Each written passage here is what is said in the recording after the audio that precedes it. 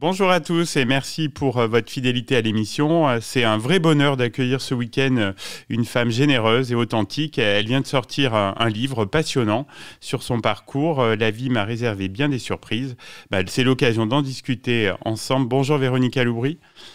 Bonjour Stéphane, comment allez-vous? Très bien, je suis heureux de vous avoir. Et vous, la forme? Très bien, tout va bien. Merci beaucoup la forme et très heureuse d'être avec vous également. Parfait. Alors, est-ce que, j'imagine que vous vous souvenez comment vous avez été repéré pour faire de la télévision? C'était un grand moment pour vous?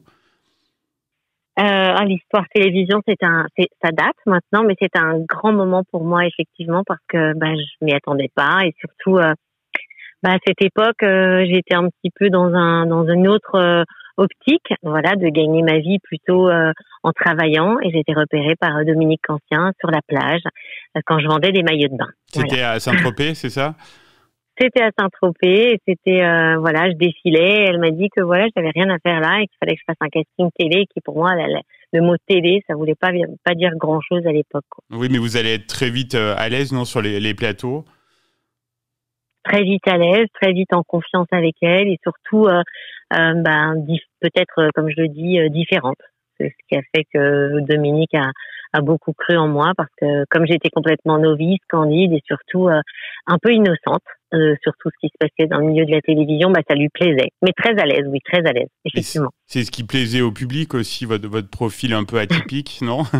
je pense que ce qui plaît encore aujourd'hui, c'est oui. que de pas rentrer dans les cases et bien d'avoir un petit peu ses propres idées, c'est ce qui plaît encore aujourd'hui, effectivement. Oui, vous avez raison. Donc vous allez devenir un visage emblématique du PAF, donc durant notamment la décennie 90. Comment vous avez vécu cette notoriété importante?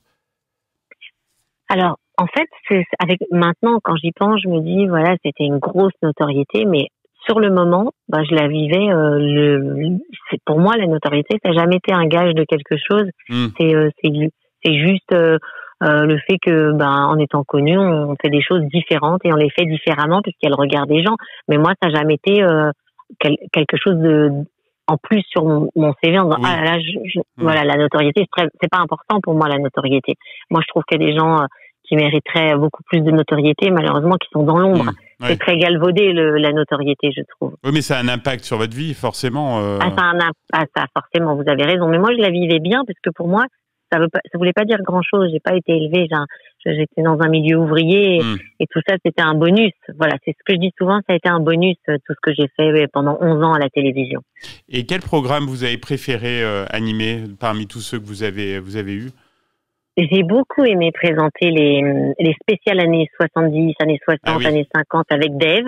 Ça, c'était une super émission. C'était des 20h30 sur France 2. Oui. J'ai beaucoup aimé mes émissions aussi sur France 2 qui s'appelaient Les Petits Anges d'un soir, qui étaient des émissions de variété. Et j'ai beaucoup aimé aussi MCM parce que j'avais une vraie liberté dans toutes mes interviews.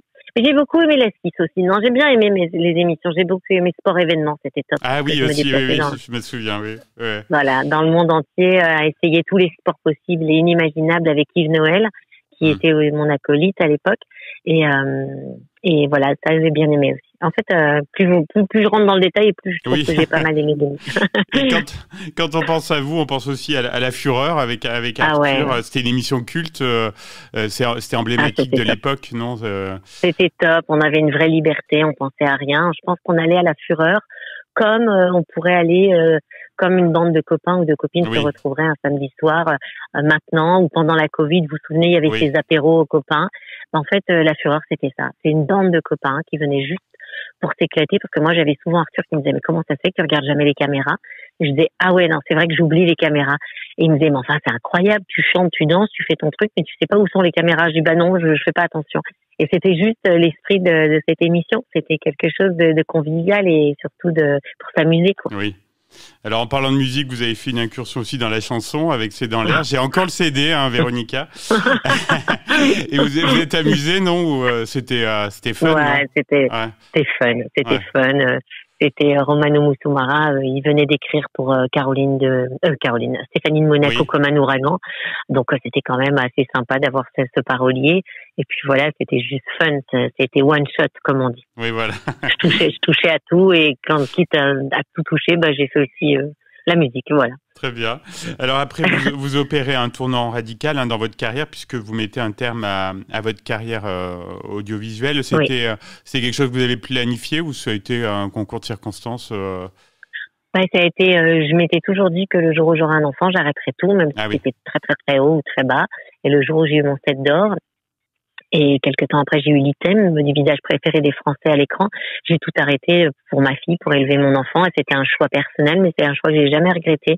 Souvent, c'est ce qui ressort dans les interviews. Les gens me disent, mais comment c'est possible d'arrêter tout en haut comme ça avec une récompense dans les mains? Les chaînes de télé m'ont dit que c'est une grosse bêtise que vous faites. Jean-Luc Delarue me l'a dit également. Il m'a dit là, tu fais la plus grosse erreur de ta vie. J'ai jamais regretté cette erreur, quoi. Parce que c'était élever ma fille, élever mes enfants et puis être auprès de mes enfants. Ça a été ma plus belle victoire. C'est le 7 d'or, c'est une victoire, mais c'est pas ma plus belle victoire. Ouais, bien sûr, non, c'est évident. Et vous êtes épanouie dans d'autres activités, notamment le stylisme, la mode. Exactement. J'ai touché à tout, Stéphane.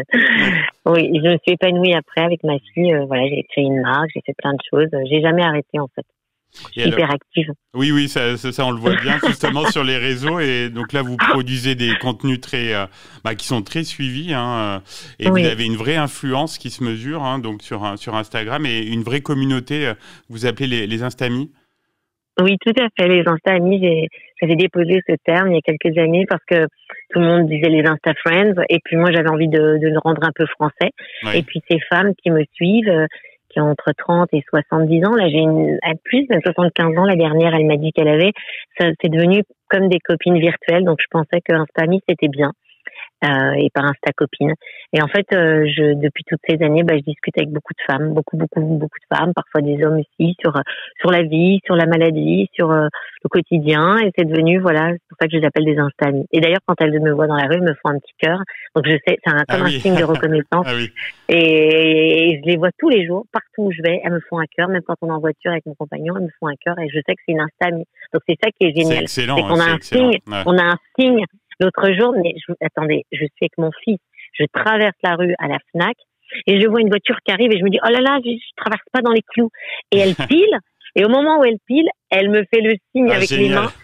Et là, j'ai halluciné, je dis, pardon, et elle me fait le signe, et je dis, oh là là, une Insta-amie. Et je me suis dit, c'est dingue, parce qu'au lieu de s'invectiver, on a fait le cœur et c'est comme un signe de reconnaissance. Je me suis dit, c'est une Insta-amie, ça va. Super. Je peux traverser hors des clous. Et donc tout ce parcours, les différentes étapes, vous l'évoquez donc dans le livre La vie m'a réservé bien des surprises. Là, vous vous livrez vraiment comme jamais. C'est vrai. J'aurais pu encore plus me livrer, mais ça aurait fait 400 pages. J'aurais pu donner plus de détails, plus de noms, mais je me suis dit ça sert à rien. Et puis il y aura peut-être un tome 2. Oui. Et donc du coup, je me suis bien livrée quand même. Oui, je parle de toutes ces années télé, que la vie m'a réservé bien des surprises, des hauts comme des bas, comme je dis. Rien n'a été toujours rose, faut pas croire. Et puis cette remise en question à l'âge de 48 ans, quand je me retrouve toute seule, sans rien, et pour recommencer ma vie, et que je décide de me mettre dans cette influence, voilà, si tard, quoi. Et donc c'est un gros succès. On en parlait un petit peu en aparté. Il y a eu plusieurs rééditions. Vous devez être heureuse que ça touche le public. C'est ça. Je suis tellement heureuse parce que je m'attendais pas du tout à cela. Je pensais que voilà, on ferait 5000. Même pas, je me suis dit, allez, 2-3 000. Là, on est à plus de 20 000. Et voilà, le livre, il a qu'1 mois et demi. C'est ce que je dis souvent. Il y a des gens beaucoup plus connus qui sont les visages préférés des Français et qui vendent pas ce nombre de livres. Je pense que ça touche énormément de gens puisqu'il y a le côté aussi, la provinciale, de jamais renier ses origines, de pas faire partie de ce milieu et d'être quelqu'un de simple à la base. Je pense que c'est un tout. C'est comme, vous savez, un bon fait-tout avec les bons ingrédients. Oui. Eh bien, ça fait un bon plat. Et je pense que c'est ça aussi. Les gens s'y retrouvent aussi, les hommes comme les femmes, parce que j'ai des hommes qui m'ont dit, waouh, ah ouais, je pensais pas ça, je suis content. Puis je parle aussi de la maladie, je parle de plein de choses. Ouais. Voilà. Et justement, beaucoup de personnes peuvent se sentir concernées. Tout à fait. C'est la maladie du siècle, ce cancer. Je parle du combat, de la découverte du cancer du pancréas de mon homme alors qu'il était en pleine forme. Et que, voilà, il faut faire attention aux moindres petits signes qui peuvent être voilà, découvrir un cancer au stade 1, c'est pas découvrir un cancer au stade 4. Sûr, oui. Ouais. Donc, je pense que de nos jours, il y a de plus en plus de cancers avec ce qu'on respire, ce que l'on mange, tout. Et il faut faire attention. Et si on peut prévenir, tant mieux. Si la parole peut se libérer et qu'on arrête de dire que les gens sont morts d'une longue maladie et plus d'un cancer, faut pas oublier aussi que le cancer, c'est la médecine sur laquelle il y a le plus d'espoir et de recherche énorme. Ouais. Voilà. Un cancer il y a 10 ans, c'est pas un cancer maintenant. Donc, c'est aussi pour donner de l'espoir. Enfin, il y a un peu de tout dans ce livre. Oui, comme vous l'avez lu. Oui. On imagine que vous faites pas mal de promos, non, pour oui. Ce livre. Ça permet de rencontrer aussi votre public. Oui, j'ai fait 3 grosses dédicaces, une à Paris, une en Belgique, une ici à Aix-en-Provence. À Aix-en-Provence, il y avait 3h20 de queue. Ah oui. Donc ça a été un vrai succès. Après, c'est vrai que tous les endroits me demandent pour les dédicaces, mais voilà, j'ai beaucoup de choses à faire. Je travaille énormément. Je travaille 14, 15, 16 heures par jour parfois. Ouais. Et c'est vrai que voilà, j'aimerais venir à la rencontre de tout le monde, mais c'est pas toujours facile. Et là, on a fait 3 grosses dédicaces. Je viens d'apprendre tout à l'heure, il y a 1 heure, que le livre était entré au Québec et que les Canadiens le voulaient. Donc, c'est dans toutes les librairies au Canada. Donc, c'est drôlement bien. Je suis trop contente. Donc, ça continue son petit bonhomme de chemin après 2 mois de sortie, enfin 1 mois et demi de sortie, quoi. Oui. Véronica, est-ce que vous avez d'autres projets dont vous souhaiteriez nous parler là dans les prochains mois? Des projets, vous voulez dire des projets. Ouais, alors oui, oui, bien sûr. C'est mon amoureux qui me fait signe, j'avais complètement oublié. Non mais c'est dingue parce que je vous aurais dit je sais pas, mais oui, bien sûr. Ça fait 8 mois déjà que je travaille avec un parfumeur qui s'appelle Roberté, qui est un ancien parfumeur à Grasse, et je travaille sur mon parfum, sur mes cosmétiques.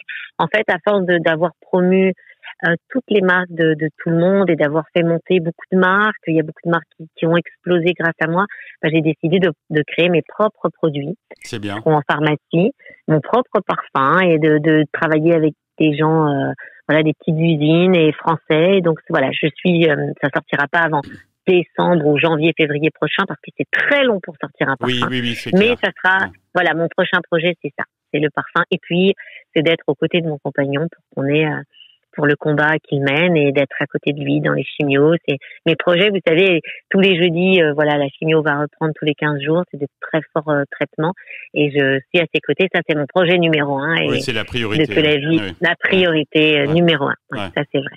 Eh bien, on était ravis, Véronica Loubry, de vous avoir dans l'émission. On sait que vous êtes bien occupée, mais vous êtes la bienvenue en Auvergne quand vous voulez. Et puis, j'adorerais venir en Auvergne. L'air est pur, au moins, là-bas. Complètement. Dans les volcans. Dans les volcans. Je vous embrasse tous les auditeurs qui ont été sur cette émission. Et puis, j'espère qu'un jour découvrir cette belle région de France qui fait partie du patrimoine. Et il y a une très belle région en France quand même. C'est clair. C'est vrai, mince, il faut être chauvin un petit peu. Exactement, on vous attend Véronica, un grand merci. Avec plaisir. On vous embrasse aussi, au revoir.